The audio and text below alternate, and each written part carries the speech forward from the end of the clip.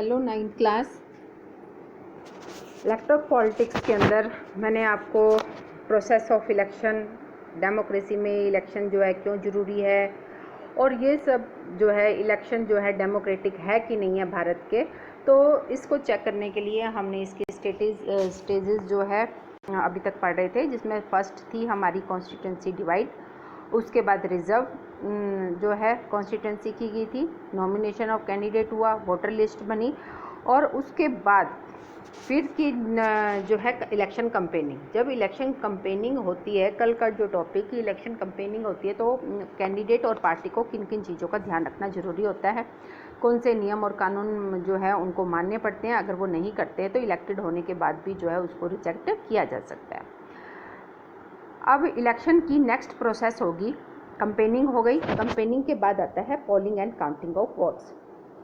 Vote डालेंगे, उसके बाद काउंटिंग होगी वोट्स की। आज का टॉपिक हमारा जो है polling and counting of votes. Next stage, the final stage of an election is the day when the voter cast or poll their vote. जो फाइनल स्टेज हो जाती है, यानी कि इलेक्ट कंपेनिंग प्रचार वगैरह हो जाता है, सब कुछ हो गया, उसके बाद जो दिन आता है वोट डालने का। ठीक है, इलेक्शन में वोटर अपना वोट डालता है, पोल करता है। That day is usually called the election day, और इस दिन को हम कौन सा डे कहते हैं? Election day. जब वोटर जो है अपनी वोट डालता है, पोल करता है, कास्ट करता है। Every person whose name is on the voter list can go to a nearby polling booth. जिस पर्सन का भी नाम जो है वोटर लिस्ट में होता है वो अपने पोलिंग बूथ पे जाता है, जो ज़्यादातर लोकल स्कूल और गवर्नमेंट ऑफिस में होते हैं।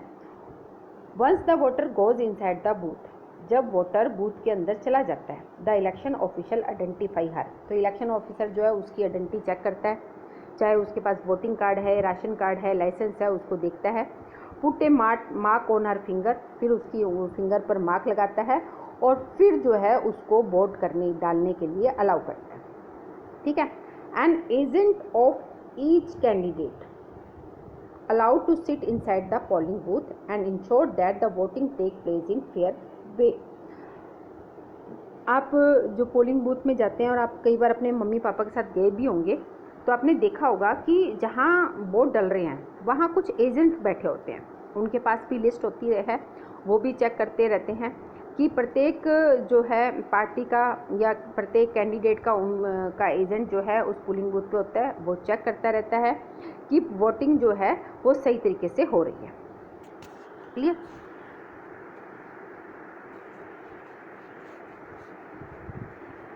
Earlier the voter used to indicate who they want to vote for putting a stamp on the ballot paper. अगर हम पहले की बात करते हैं तो पहले क्या होता था? बैलेट पेपर होता था, उस पर हर उसका नाम लिखा होता था। द वोटर जो है use to indicate who they want to vote for putting a stamp on ballot paper.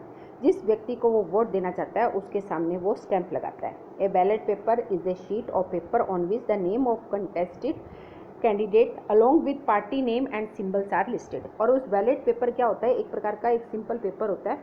उस पेपर पर लेफ्ट साइड में कैंडिडेट का जो है चुनाव चिन्ह, सिंबल्स, और राइट साइड में क्या होता है? उनके नाम होते हैं, पार्टी का नाम, ये लिखे होते हैं उस पर। नाउ डेज अब क्या हो गया? पहले तो ये था कि उस पर जिसको आपको वोट देनी है वहाँ अपने उस कैंडिडेट के सामने आप स्टैंप लगाए, उसको फोल्ड करें और बॉक्स में डाल दें। परंतु अब क्या हुआ कि now days electronic voting machines, जिसको ईवीएम कहते हैं, are used to record vote. अब वोट डालने के लिए ईवीएम मशीन आ गई है, electronic. The machine show the name of candidate and the party symbol, और मशीन पर जो है पार्टी का सिंबल और पार्टी का नेम जो है शो होता रहता है, कैंडिडेट का नाम और पार्टी का सिंबल।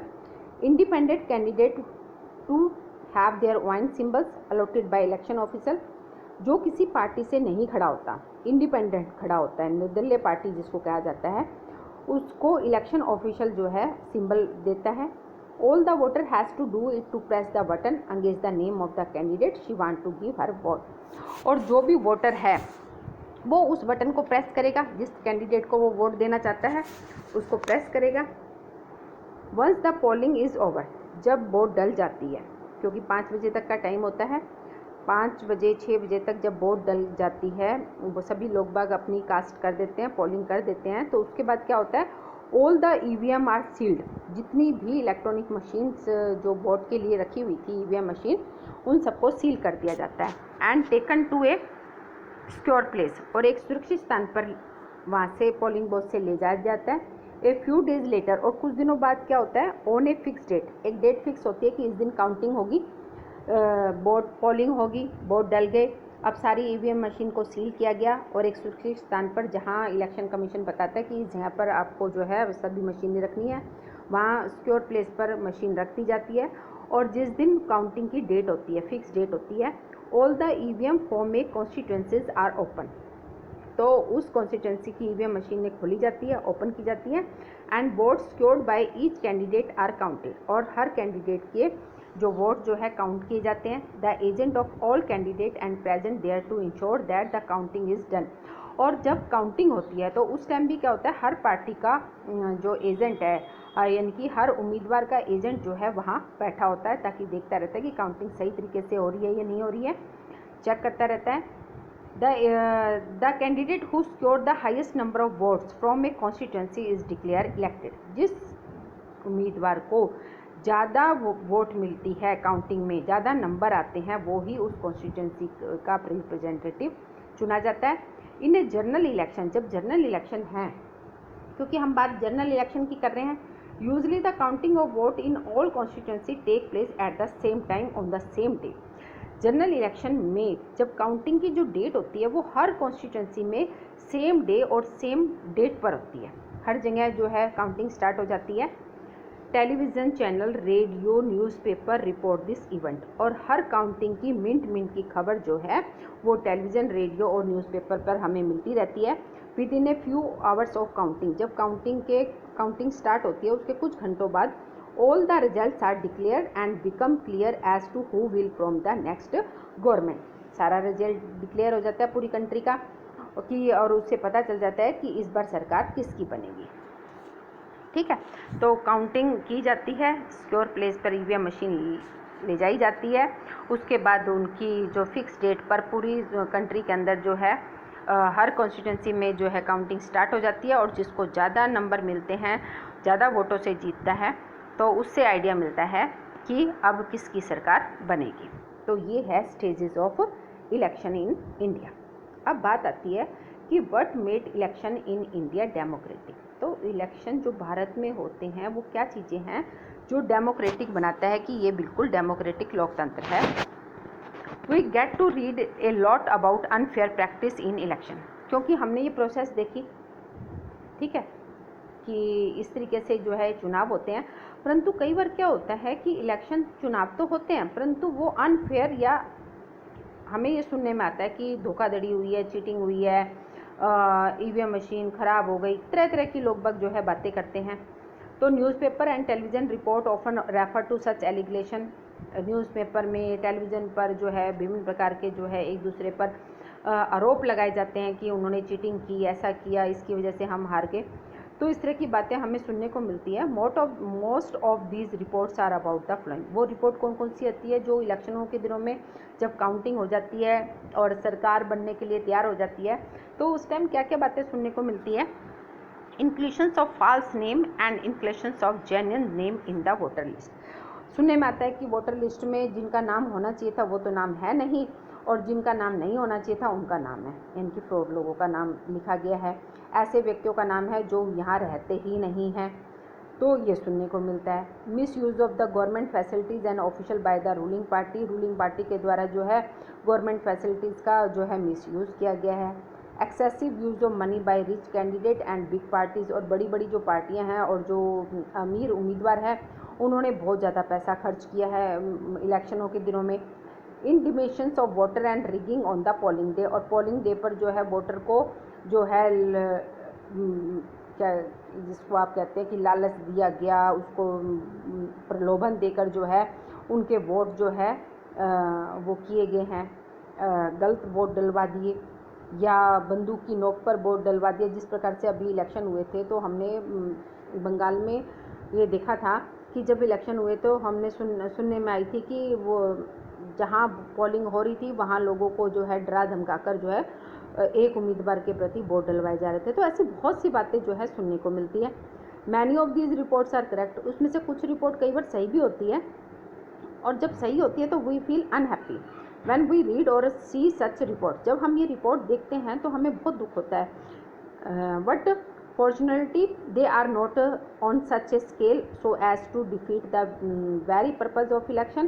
परंतु ये कुछ सही भी नहीं होती है fortunately. This become a clear if we ask a basic question. तो ये बिल्कुल साफ है कि अगर हम कुछ बेसिक आधारभूत क्वेश्चन पूछते हैं, can a party win an election and come to power not because it has a popular support but through electoral malpractice. तो हमारे क्वेश्चन दिमाग में ये क्वेश्चन आ जाता है, क्या जो इलेक्शन जीता है वो अपनी सपोर्ट की वजह से नहीं बल्कि उसने पोलिंग के टाइम में धोखाधड़ी की थी। दिस इज़ ए विचुअल क्वेश्चन। ये सभी लोगों के दिमाग में जो है क्वेश्चन अराइज हो जाता है। Let us carefully examine. तो हम इसको देखते हैं कि क्या ये सही है कि नहीं है। कि लोग कहते हैं कि भाई जो इलेक्शन के टाइम में धोखाधड़ी की थी इसलिए ये लोग जीत गए, तो क्या ये सही है कि नहीं है, तो इसको हम चेक करते हैं। इंडिपेंडेंट इलेक्शन कमीशन, इलेक्शन जो कमीशन होता है वो independent election, one simple way है चेकिंग करने का कि इलेक्शन हमारे सही हुए हैं या नहीं। Are they independent of the government, क्या ये गवर्नमेंट से इंडिपेंडेंट स्वतंत्र है। और can the government of the ruling party influence or pressure them, क्या रनिंग पार्टी या जो भी पार्टी है या सरकार जो है वो क्या इस पर प्रेशर बना सकती है। Do they have enough power to able to conduct free and fair election, क्या इनके पास पावर है कि ये फ्री और फेयर इलेक्शन कर सके। Do they actually use this power, और क्या वे वास्तव में अपनी पावर का यूज़ करते हैं। तो इन सब को प्रश्नों से हमें पता चलेगा कि हमारे जो इलेक्शन होते हैं वो फ्री एंड फेयर है होते हैं या नहीं होते। ठीक है, इलेक्शन कमीशन जो है हमारा वो इंडिपेंडेंट है या नहीं। The answer to all this question is quite positive for our country. हमारी कंट्री के हिसाब से देखते हैं तो ये सारे क्वेश्चन आंसर जो इसके क्वेश्चन के आंसर हैं ये बिल्कुल सकारात्मक यानी कि पॉजिटिव है।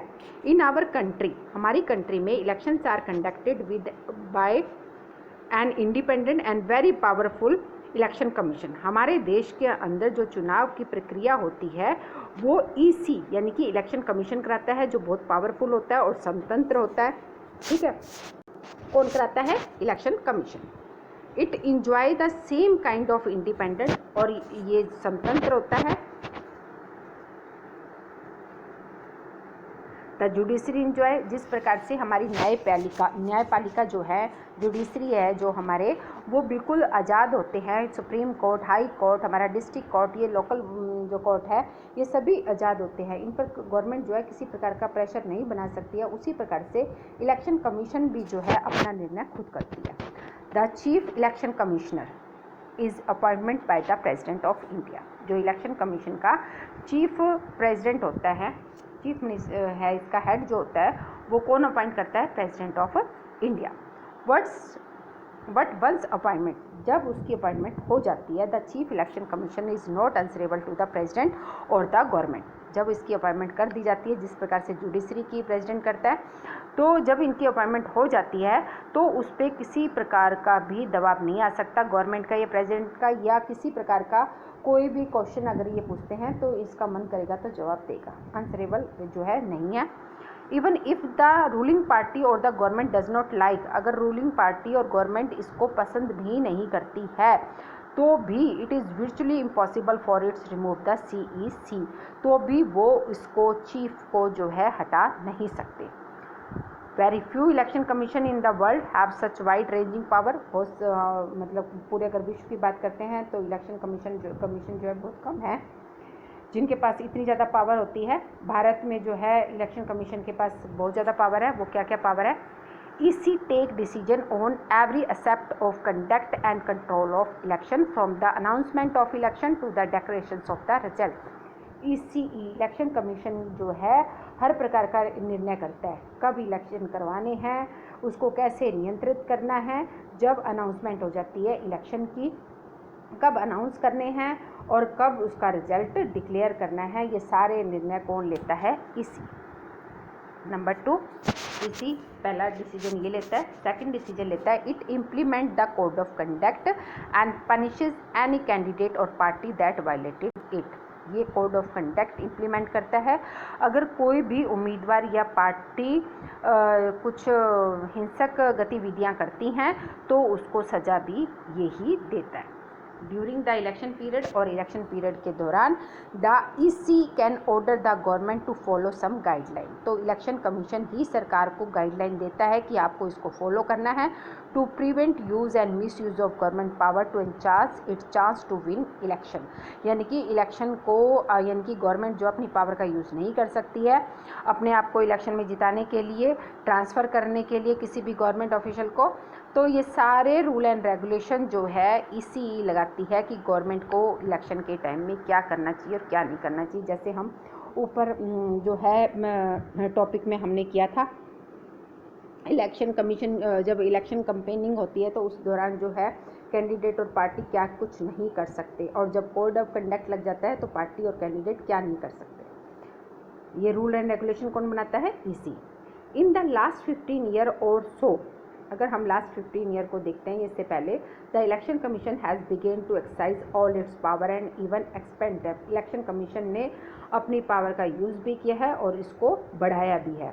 It is very common now for the election commission to reprimand the government and administration for their lapses. और इलेक्शन कमीशन ने ही जो है गवर्नमेंट जो है नई बनी है, आई है, गई है, इसका सारे को उसको लैप्स करना, ये सारा काम इलेक्शन कमीशन करता है। When election official come to opinion that polling was not fair in some booth और even an entire constituency they order a repoll. अगर कोई पार्टी या कैंडिडेट इलेक्शन ऑफिशियल को जाके मतलब ज़्यादा हल्ला मच जाता है कि भाई ये चुनाव जो प्रक्रिया जो है सही ढंग से नहीं हुई, अनफेयर हुई है, तो इलेक्शन कमीशन जो है वो उस बूथ का या उस कॉन्स्टिट्यूंसी का इलेक्शन दोबारा भी करवा सकता है। The ruling party often do not like what the EC does. Ruling party जो है नहीं लाइक करती कि ईसी क्या कर रही है, but they have to obey, परंतु उसको उसका कहना मानना पड़ता है। This would not have happened if the EC was not independent and powerful. अगर ये ऐसा नहीं होता तो ईसी जो है इंडिपेंडेंट और पावरफुल नहीं होती। तो यानी कि ईसीई जो है, इलेक्शन कमीशन जो है हमारा इंडिपेंडेंट और पावरफुल होता है। जिस प्रकार से जुडिशरी होती है उसको अपने निर्णय वो खुद करती है। गवर्नमेंट या कोई पार्टी जो है उस पर किसी प्रकार का दबाव नहीं बना सकती है कि आपको ये गाइडलाइन देनी चाहिए। उसका जो मन करेगा वो उसी प्रकार से जो सही लगेगा देश के लिए उसी के अकॉर्डिंग जो है ये अपने रूल एंड रेगुलेशन बनाते हैं। ठीक है, तो इस तरीके से हम कह सकते हैं कि हमारे जो देश में इलेक्शन होते हैं वो बिल्कुल सही होते हैं, उसमें किसी प्रकार का कोई भी जो है प्रॉब्लम नहीं है। ठीक है, यानी कि हमारे इलेक्शन क्या है, इंडिपेंडेंट। अब बात आती है popular participations. Next topic, another way to check. और दूसरा एक तो ये वे हो गया कि इसके द्वारा हम चेक कर सकते हैं कि हमारे इलेक्शन जो है इंडिपेंडेंट हुए हैं कि नहीं हुए, एक तो ये तरीका है चेक करने का। दूसरा क्या है, another way to check the quality of election process. Election process के गुणों को चेक करने के लिए is to see whether people participate in it with enthusiasm. ठीक है, तो इसके थ्रू भी जो है जो लोग पार्टिसिपेट करते हैं इसमें, इसकी बिहेवियर, इनके सारी चीज़ों को चेक करने के बाद इनको भी हम देख सकते हैं। If the election process is not free and fair, अगर हमारा इलेक्शन फ्री और फेयर नहीं हुआ है, people will not continue to participate in the exercise. अगर हमारे देश के अंदर जो है इलेक्शन सही तरीके से नहीं हो तो कोई भी उम्मीदवार जो है कभी भी इलेक्शन में खड़ा ही नहीं होगा, प्रतियोगिता में हिस्सा ही नहीं लेगा। Now read this chart and draw some conclusion. हम इस चार्ट को देखते हैं और कुछ कंक्लूजन, निष्कर्ष निकालते हैं कि भारत में पार्टिसिपेट का क्या मतलब, कि किस तरीके से हम चेक करते हैं। अगर हम यूके और इंडिया को चेक करते हैं तो यूके रेड लाइन से है पर पिंक सी, और इंडिया ब्लू से, तो इसके द्वारा हम चेक कर सकते हैं ये वोटर टर्नआउट है। ठीक है, और ये इलेक्शन ईयर है। अगर 91 को देखते हैं और 91 से 2005 की तरफ देखते हैं तो हमारे यहाँ पर जो है इलेक्शन सही तरीके से हो रहे हैं, फ्री एंड फेयर। ठीक है, किसी प्रकार का कोई उतार चढ़ाव नहीं है, थोड़ा बहुत डिफरेंस है। हर जो है वोटर अपना वोट भी दे रहा है और साथ में पार्टिसिपेट भी कर रहे हैं। फर्स्ट क्या है, peoples participation in election is usually measure by voter turnout figure. Peoples participation यानी कि लोग बाग वोट डालने जा रहे हैं या नहीं जा रहे हैं, ये हमें जो है वोटर की टर्नआउट से पता चलता है। जैसे आपने सुना होगा इलेक्शनों के दिनों में कि इस हरियाणा से इतने % लोगों ने वोट की, जम्मू एंड कश्मीर जैसे इस बार जम्मू एंड कश्मीर में सबसे ज़्यादा लोग जो है वोट डालने के लिए गए। और जब अगर फ्री एंड फेयर इलेक्शन नहीं होते हैं तो लोग जो है वोट डालने के लिए बहुत कम संख्या में पोलिंग बूथ पे जाते हैं अपना पोल करने के लिए। तो इससे पता चल जाता है कि हमारे देश में इलेक्शन फ्री एंड फेयर है या नहीं है। ठीक है। टर्न आउट क्या इंडिकेट करता है, % of eligible voter who actually cast their vote. Turn out का मतलब होता है कि वास्तव में कितने % लोग जो है वोट डालने के लिए गए या एलिजिबल है। ओवर द लास्ट 50 ईयर, अगर हम लास्ट 50 ईयर को देखते हैं तो टर्न आउट इन यूरोप और नॉर्थ अमेरिका में कम हुआ है, जबकि भारत में टर्न आउट स्टेबल भी रहा है और थोड़ा बहुत बड़ा भी है। ठीक है, यानी कि अगर पहले 5 साल की बात करते हैं तो जैसे हरियाणा की बात करें तो 70% या 80% लोगों ने वोट की। इस बार जो है इंक्रीज होकर जो है 72 या 73 हो गई। तो इसका मतलब है कि हमारे यहाँ इलेक्शन की जो प्रोसेस है वो बिल्कुल सही है। ठीक है, तो इलेक्शन की प्रोसेस सही होती है। इस टर्न आउट से हम चेक कर सकते हैं कि इलेक्शन सही है, कि इलेक्शन की प्रोसेस सही है कि नहीं है। सेकंड, हम कैसे कर सकते हैं, इन इंडिया, भारत में जो है ना पुअर और illiterate and under privilege people vote in larger portion as compare to rich and privilege section. अगर हम अमीर वर्ग के हिसाब से देखें तो अगर इनका कंपैरिजन करते हैं अमीरी और गरीबी का, या पढ़े लिखे अनपढ़ की बात करते हैं, तो भारत में दोनों तरह के लोग बाग हैं। ठीक है, तो भारत में सबसे ज़्यादा पोलिंग कौन करता है, poor, illiterate and unprivileged peoples, ये सबसे ज़्यादा जो है पोलिंग करते हैं। This is the contrast to western democracy. अगर वेस्टर्न डेमोक्रेसी से अगर हम कंपेयर करते हैं, फॉर एग्जांपल जैसे United State of America, poor people, African American and Hispanic जो होते हैं vote much less than the rich and white people. यहाँ के जो लोग हैं, जो गरीब तबके का लोग है, ब्लैक जिसको पीपल कहा जाता है, वो लोग कंपैरिजन टू रिच पीपल के कम वोट देते हैं। जबकि भारत में हमारे यहाँ पर poor section society, illiterate people और अनप्रिविलेज्ड लोग जो है ज़्यादा वोट देते हैं, जबकि रिच पीपल कम देते हैं अगर कंपैरिजन करते हैं। तो इसके थ्रू भी हम चेक कर सकते हैं कि हमारे देश में जो है इलेक्शन जो है फ्री एंड फेयर होते हैं। ये ग्राफ के द्वारा भी आपको दिखाया गया है। ठीक है, फिर थर्ड क्या है, common people in India attach a lot of importance to election. Common people जो साधारण नागरिक हैं भारत के, वो इलेक्शन से ज़्यादा अटैचमेंट रखते हैं। दे फील दैट, क्योंकि वो ये महसूस करते हैं कि through election they can bring pressure on political party to adopt policy and program favourable to them. और उन्हें ये महसूस करते हैं कि हम अगर ज़्यादा से, क्योंकि इनकी इंपॉर्टेंस भी है, जो भी कोई रूलिंग पार्टी या कंपेनी की जाती है तो सबसे ज़्यादा ध्यान भी इन लोगों की तरफ दिया जाता है। और इनको महसूस होता है कि हम जो है पॉलिटिकल पार्टी पे प्रेशर बना सकते हैं कि वो उन लोगों के फेवर में अच्छी पॉलिसी और प्रोग्राम लॉन्च करेंगे। They also feel that their vote matter in way things are run in the country. और वो ये भी महसूस करते हैं कि उनका वोट जो है बहुत ज़्यादा इम्पोर्टेंट है। फोर्थ रीजन क्या है, the interest of in election related activity has been increasing over the year. जो वोटर का इंटरेस्ट है इलेक्शन में, चुनावों के दौरान जो एक्टिविटियां होती हैं उसमें लोगों का इंटरेस्ट काफ़ी देखा गया है। ड्यूरिंग द 2004 के इलेक्शन की बात करते हैं हम, तो more than 1/3 voter took part in campaigning. Population का 1/3 वोटर जो है ना वो कंपेनिंग में हिस्सा लेता है, पर चुनाव के प्रचार प्रसार में। आपने देखा होगा कि वोटर जो है सबसे ज़्यादा जो है पार्टिसिपेट करता है प्रचार में। हर किसी पार्टी के साथ कोई ना कोई, कितने ही लोग जो हैं जुड़े हुए होते हैं। More than half of the people identify themselves as being close to one or other political party.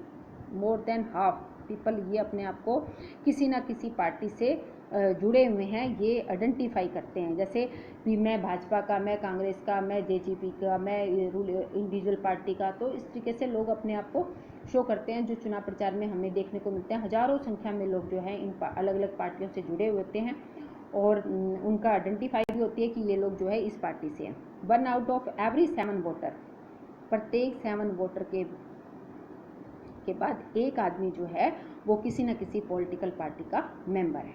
तो इन सब बातों के थ्रू हमें पता चलता है कि भारत में जो इलेक्शन की प्रोसेस होती है वो बिल्कुल फ्री एंड फेयर होती है। क्लियर? तो ये है कि हम कैसे कह सकते हैं कि हमारे देश में इलेक्शन जो है फ्री एंड फेयर है। इसके 2 तरीके हैं। एक तो ये पता चला कि जो हमारा इलेक्शन कमीशन है वो इंडिपेंडेंट होता है, पावरफुल होता है, हर प्रकार के रूल एंड रेगुलेशन बनाता है, ठीक है। और दूसरा वे है चेक करने का कि हम जो है पॉपुलर पार्टिसिपेशन यानी कि लोग बागों का जितना ज़्यादा उसके अंदर भागीदारी होगी उससे भी पता चलता है कि जो है हमारे देश में फ्री एंड फेयर इलेक्शन होते हैं। अब लोग बाग जो है ज़्यादा से ज़्यादा जो है किसी न किसी पार्टी से जुड़े हुए हैं, उनका पता चल जाता है कि ये व्यक्ति जो है इस पार्टी से जो जुड़ा हुआ है और ज़्यादा से ज़्यादा वोट देने के लिए लोग बाग आगे आते हैं, वोट डालने के लिए हर व्यक्ति जाता है। तो इन सब बातों से भी पता चलता है कि हमारे देश में जो भी चुनाव की प्रक्रिया होती है वो बिल्कुल फ्री एंड फेयर है। क्लियर? तो ये आज का टॉपिक है। आप सब इसको पहले इसके 4 पॉइंट है, इन 4 पॉइंटों के द्वारा हमें पता चल जाता है कि हमारे देश में इलेक्शन जो है फ्री एंड फेयर होते हैं। ठीक है, इसको ध्यान से सुनिए और इससे रिलेटेड नोट्स जो है अपने रजिस्टर में नोट कीजिए।